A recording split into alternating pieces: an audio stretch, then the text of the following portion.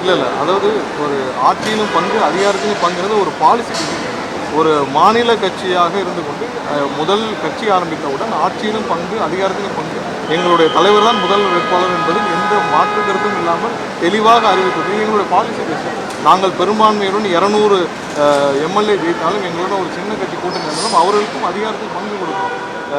இந்த மாதிரியாக இருந்தால் தான் வந்து ஒரு கட்சி 2-3 கட்சிகள் சேர்ந்து ஒரு ஒரு ஆட்சியை அமைக்கும் பொழுது எல்லாருக்குமான அதிகார பகிர்வு இருக்கணும். அப்போ தான் மக்களுக்கு ஏதாவது செய்யணும்னு தோணும். இப்போ விசிகா கட்சி இருக்குங்க தமிழ்நாட்டில்.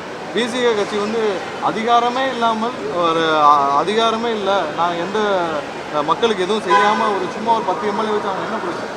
இப்போ கம்யூனிஸ்டில் ஒரு 5 எம்எல்ஏக்கள் இருக்காங்க. எந்த அதிகாரமும் இல்லாமல் எதுவுமே இல்லாமல் 6 எம்எல்ஏ என்ன பிரச்சனை? ஸோ அவர்களுக்கான நோக்கம் இருக்குல்ல, அவர்கள் எதற்காக அரசியல் கட்சி துவங்கினாங்க இருக்கிறாங்க, அவர்களுக்கான நோக்கமும் அவர்கள் சார்ந்த ஒரு சில குறிக்கோளுடன் எந்த குறிக்கோளும் கட்சி ஆரம்பித்தாலும் அதுக்கு ஒரு நோக்கம் வேணும். எதுவுமே இல்லாமல் சும்மா ஒரு 5 எம்எல்ஏ வந்தோம், அந்த 5 எம்எல்ஏ வச்சு நம்ம எந்த அதிகாரத்திலையும் பங்கு இல்லாமல் ஆட்சியிலையும் பங்கு இல்லாமல் சும்மா டைம் பாஸ் பண்ணுறதுக்காக யாரும் கட்சி ஆரம்பிக்கல. அவர்களுக்கான ஒரு குறைந்தபட்ச அதிகார பகிர்வை கொடுத்து அவர்களும் பங்கு பெற்றால் தான் மக்களுக்கு ஒரு நல்ல அரசை கொடுக்க வேண்டும். 5000 ரூபாய் அறிவிச்சிருக்காங்க மாநில அரசு உரிமை தொகையாக 3000 ரூபாய் அடிஷ்னலாக இந்த சம்மருக்கான ஒரு இதுவும் அதாவது இந்த அரசு என்னென்ன வாக்குறுதிகள் சொன்னார்களோ எல்லாவற்றையும் மக்களிடம் ஏமாற்றிவிட்டாங்க. அதாவது இன்றைக்கி நிலுவைத் தொகையாக ஒரு அடுத்த 3 மாதத்துக்கு சேர்த்து அறிவிச்சிருக்கிறார். ஆனால் ஒரு விஷயம் நம்ம தெரிஞ்சுக்கணும், இவர்கள் ஆட்சிக்கு வந்தவுடன் 1000 ரூபாய் தரேன்னு சொல்லி தான் வாக்குறுதி கொடுத்தாங்க.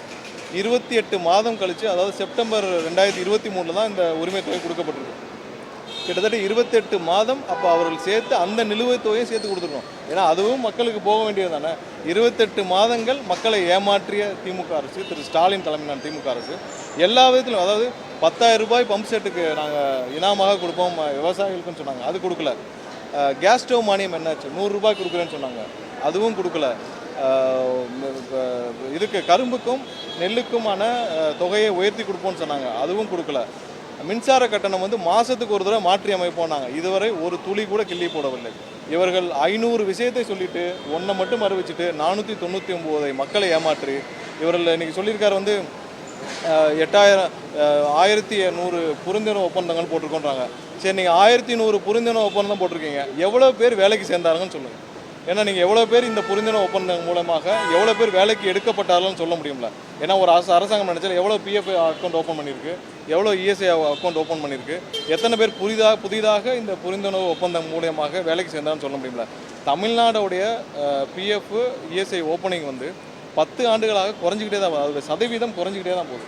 வேலை வாய்ப்புகள் குறைஞ்சிக்கிட்டே தான் போகுது. திமுக ஆட்சிக்கு வந்த பிறகு தமிழ்நாட்டில் வேலை வாய்ப்புகள் குறைஞ்சிக்கிட்டே தான் போகுது. இங்கே இருக்கிற மக்களுக்கு வேலை வாய்ப்புகள் கிடைக்காமல் வேறு மாநிலங்களுக்கு போகக்கூடிய சூழ்நிலை வெகு விரைவில் ஏற்படக்கூடும். இவர்கள் ஆட்சியில், அதாவது பல ஆயிரம் கோடி கொள்ளையடித்து விட்டு மக்களுக்கு சில நூறுகளை கொடுத்து ஏமாற்றி கொண்டிருக்கிறார்கள்.